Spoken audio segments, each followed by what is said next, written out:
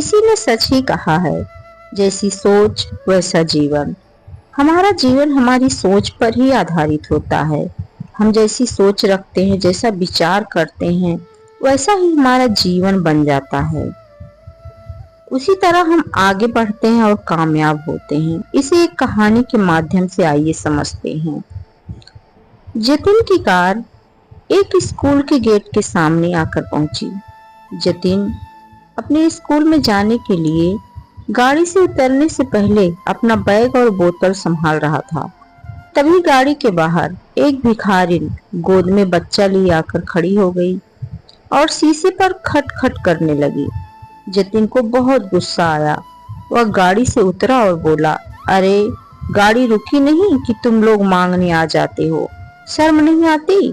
भिखारिन ने कहा, बेटा कल से कुछ नहीं खाया, कुछ पैसे दे दो, बच्चा भी भूखा है। जतिन ने फटकारते हुए कहा, चल भाग यहाँ से, मुझे वैसे भी देर हो रही है। तभी पास में खड़ा उसका दोस्त रवि बोला, ये लो मेरा लंच, तुम खा लेना और ये पैसे भी रख लो, बच्चे के लिए दूध खरीद लेना। रवि को देखकर जतिन थोड़ा सा झेप जाता है।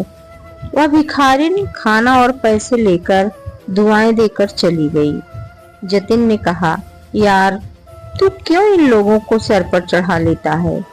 तुझे पता भी है कल से रोज ये तेरे पीछे पड़ जाएगी। वैसे अब तू खाएगा क्या? खाना और पैसे तो तूने उसे दे दिए। रवि बोला, हम जिस लायक हैं हमें औरों की मदद करनी चाहिए।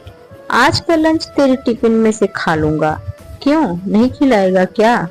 यह सुनकर जतिन जोर से हंस पड़ा। उसे देखकर रवि भी हंस पड़ा। फिर दोनों अपनी क्लास की ओर बढ़ गए। अगले दिन से रवि ज्यादा खाना लाने लगा और उस भिखारिन को देने लगा। जतिन को यह सब पसंद नहीं था। एक दिन उसने रवि से फिर बात की, यार तेरे पर पैसे फालतू हैं क्या तेरे पास, जो इन लोगों पर लुटाता रहता है? रवि बोला, मेरे पास तो इतने पैसे नहीं हैं, लेकिन अच्छे काम के लिए कभी पीछे नहीं हटना चाहिए। मैंने अपनी माँ को सारी बात बताई। अब वो उसके लिए अलग से खाना बना देती हैं, साथ ही बच्चे के लिए भी कुछ न कुछ भेज देती हैं।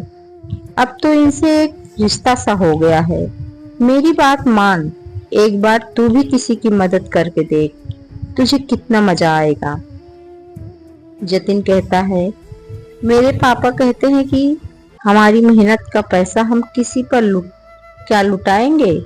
मेरे परिवार में कोई भी दान वगैरह नहीं करता, और अगर करता भी है तो टैक्स बचाने के लिए। रवि हंसकर जवाब देता है, ठीक है, अपनी सोच है, हम क्या कर सकते हैं, सबकी अपनी अपनी सोच है। इस पर जतिन बोलता है, देख ये भिखारी ऐसे ही रहेंगे और तुझे भी लूट लूट कर भिखारी बना देंगे। मेरे पास तो पैसे की कभी कमी नहीं होगी, पर तेरा भविष्य मुझे खतरे में दिखाई दे रहा है। रवि कहता है, एक काम करते हैं, कॉलेज खत्म होने के बाद एक बार हम यहीं मिलेंगे, फिर बताएंगे कि कौन कहाँ तक पहुंचा है। जतिन रवि से मिलने का वादा कर लेता है। कुछ ही सालों में दोनों दोस्त अलग अलग कॉलेज में एडमिशन ले लेते हैं और अपनी पढ़ाई में लग जाते हैं। कॉलेज के बाद दोनों बिछुड़ जाते हैं। एक दिन जतिन अपने स्कूल के सामने से गुजर रहा था। तभी उसने देखा कि स्कूल के पास ही एक छोटी सी दुकान है, बच्चों के खाने पीने का सामान बेचने की। उस पर एक छोटा सा लड़का और उसकी माँ बैठे थे। जतिन पहचान गया कि ये तो वही भिखारिन है जिसे रवि अक्सर पैसे दिया करता था। उन्हें देखकर उसे रवि की याद आ गई, लेकिन वह उसे कहाँ ढूंढे। कुछ ही देर में वो अपने ऑफिस पहुंच जाता है। ऑफिस में उसका मैनेजर जतिन से मीटिंग करता है। सर, आपके पापा के जाने के बाद पूरा बिजनेस ही बैठ गया। एक गलत साइट पर बिल्डिंग बनाकर सारा पैसा डूब गया। अब एक प्रोजेक्ट है, अगर यह हमें मिल जाए तो काम बन सकता है, वरना 2 महीने में कंपनी और घर दोनों नीलाम हो जाएंगे। जतिन बोलता है, मैं जानता हूँ, पता नहीं किसकी नजर लग गई हमारे बिजनेस को। आप इस प्रोजेक्ट की डिटेल मुझे भेज दो। कल उस नए इंजीनियर से मैं खुद मिलकर उसे प्लान समझाता हूँ। हमें किसी भी कीमत पर ये प्रोजेक्ट लेना ही पड़ेगा। अगले दिन जतिन जल्दी से तैयार होकर प्रोजेक्ट की फाइल लेकर सरकारी दफ्तर में पहुंच जाता है। वहां वह इंतजार करने के बाद इंजीनियर के केबिन में पहुंचता है। जतिन बोलता है, सर, ये प्रोजेक्ट रिपोर्ट देखिए। हमसे अच्छी बिल्डिंग कोई नहीं बना सकता। एक बार देख तो लीजिए सर। तभी वह गौर से देखता है, यह तो उसका दोस्त रवि था। उसे देखकर जतिन बहुत खुश होता है। रवि भी सीट से उठकर उससे गले मिलता है। जतिन कहता है, अब तो मुझे कोई चिंता नहीं, तू है तो मेरा सारा काम हो जाएगा। यह सुनकर रवि कहता है, जतिन, ये प्रोजेक्ट मैं तेरी कंपनी को नहीं दे सकता हूँ। तेरी कंपनी ने जो बेईमानी से गलत जगह बिल्डिंग बनाई, उससे तुम्हारी रिपुटेशन खराब हो चुकी है। मैं तो क्या, इस शहर में कोई भी प्रोजेक्ट तुम्हें नहीं मिलेगा। यह सुनकर जतिन रवि के पैर पकड़ लेता है। यार, ऐसा मत बोल, मैं सड़क पर आ जाऊंगा। तुझे देखकर मुझे एक उम्मीद बंधी है। अगर ये प्रोजेक्ट ना मिला तो मैं बर्बाद हो जाऊंगा। रवि जतिन से कहता है, चल मेरे साथ। वह जतिन को लेकर उसी स्कूल के सामने पहुंच जाता है।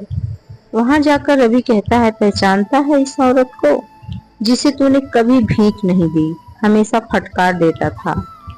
मैंने इसकी थोड़ी सी मदद की और आज ये दुकान पर सामान बेचकर अपनी रोजी रोटी चला रही है। कोई मजबूरी में भीख मांगता है तो हमें उसका मजाक नहीं उड़ाना चाहिए। आज देख, भीख तो तू ही मुझसे मांग रहा है, इसमें और तुझमें क्या फर्क रह गया। मैं तुझे नीचा नहीं दिखा रहा, लेकिन तूने सिर्फ पैसा कमाया, दुआ नहीं। आज वह भी तेरे पास नहीं है। जिस पैसे पर तू घमंड कर रहा था, आज उसी ने तुझे बर्बाद कर दिया। यह सुनकर जतिन की आंखों में से आंसू बहने लगे। वह बोला, हाँ, तू ठीक कह रहा है। मेरे परिवार ने कभी किसी की मदद नहीं की, यही शिक्षा उन्होंने मुझे दी। रवि जतिन को लेकर उसी दुकान पर पहुंच जाता है। वह औरत उन्हें देखकर उनके पास आ जाती है। भैया, आप आइए, बैठिए, मैं अभी आपके लिए कुछ लाती हूँ। रवि बोला, नहीं माँ जी, मैं तो बस आपसे मिलने आया था, कोई परेशानी तो नहीं है। वह औरत बोली, भैया, आपके कारण हम भिखारी की जिल्लत से बाहर निकल आए। मेरा बेटा अब स्कूल जाता है। यही पास ही में हमने एक कमरा किराए पर ले लिया है। मैं अपने बेटे को पढ़ाकर आपके जैसा अफसर बनाना चाहती हूँ। पूरी जिंदगी भी लगी रहूं तो मैं आपका एहसान नहीं चुका सकती। उनसे मिलकर जतिन को भी अच्छा लगा। वहां से कुछ दूर जाकर वह बोला, रवि, अब मैं किसी से भीख नहीं मांगूंगा, नए सिरे से शुरुआत करूंगा, ईमानदारी से, और अपनी कमाई का कुछ हिस्सा दान जरूर करूंगा। रवि बोला, अगर तू सच्चाई और ईमानदारी से काम करे तो ये प्रोजेक्ट मैं तुझे दिलवा सकता हूँ। जतिन अपने दोस्त के गले लगकर रोने लगता है। इन आंसुओं में उसका घमंड भी बह जाता है। तो दोस्तों, कैसी लगी ये कहानी? कहते हैं ना कि अपनी सोच के अनुसार ही इंसान तरक्की करता है। जैसी सोच रखोगे वैसे ही तुम्हारी तरक्की होगी, वैसे ही तुम आगे बढ़ते चले जाओगे। सिर्फ पैसा ही नहीं, दुआ भी कमाओ। दुआएं बहुत साथ देती हैं। अगर आपके पास दुआएं हैं किसी की, तो आप देखेंगे कि आप कितना कामयाब हो सकते हैं। और उस औरत की मदद करके रवि कितना खुश होता था। उसे कोई लालच नहीं था, लेकिन वह जो है उनकी मदद करके अपना तो अच्छा समय बना ही रहा था, उन गरीबों की भी अच्छी समय बना दिया। उन गरीबों का भी जीवन सुधर गया। अपने विचार को शुद्ध रखिए। अगर आपकी सोच शुद्ध होगी तो आप बहुत ही आगे जाएंगे। जितना आपसे हो सके आप दूसरों की मदद करिए। अगर एक रोटी और थोड़े कुछ पैसे देने से किसी की जिंदगी बदल सकती, किसी की भूख मिट सकती है, तो इससे बड़ी दुआ क्या हो सकती है, इससे बड़ा दान क्या हो सकता है। रवि ने उस औरत की मदद कर कितना सुकून पाया और कितनी तरक्की की। आज वह कहाँ है और जतिन कहाँ है। इस कहानी से आपने क्या सीखा, कमेंट जरूर करिएगा और अपनी सोच और विचार को शुद्ध रखिएगा, क्योंकि जिसकी जैसी सोच होती है वह वैसा ही बन जाता है। जिसकी जैसी सोच वह वैसा ही उन्नति करता है। अपनी सोच को शुद्ध रखेंगे तो आगे बढ़ते चले जाएंगे, नहीं तो फिर नीचे गिरने से आपको कोई नहीं रोक सकता।